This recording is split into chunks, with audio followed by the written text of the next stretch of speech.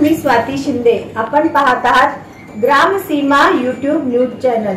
ग्राम सीमा YouTube news channel मध्ये आपल्या सर्वांचे स्वागत आहे।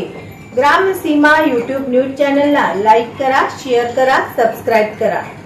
जोडभावी पेठ पोलीस स्टेशन डीबी पथकाने गहाळ झालेली विविध कंपनीचे 24 मोबाईल काढले शोधून। एकूण किंमत 4,50,000 रुपये। जोडभावी पेठ पोलीस ठाणेकडील गहाळ झालेले एकूण 24 विविध कंपनीचे अँड्रॉइड मोबाईल 4,50,000 रुपयाचे तांत्रिक पद्धतीने शोध लावून डीबी पथकाने उल्लेखनीय कामगिरी केली आहे।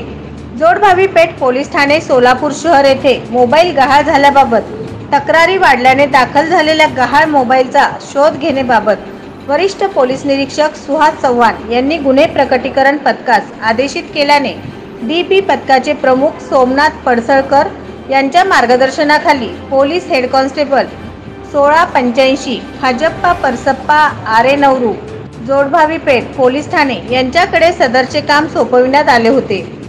त्यांनी प्राप्त सीडीआरचे विश्लेषण करून सन 2022, सन 2023 व सन 2024 मधील 24 विविध कंपनीचे अँड्रॉइड मोबाईल हँडसेट किंमत 4,45,000 रुपये किमतीचे मोबाईल सोलापूर शहर व परराज्यातून हस्तगत केलेले आहे।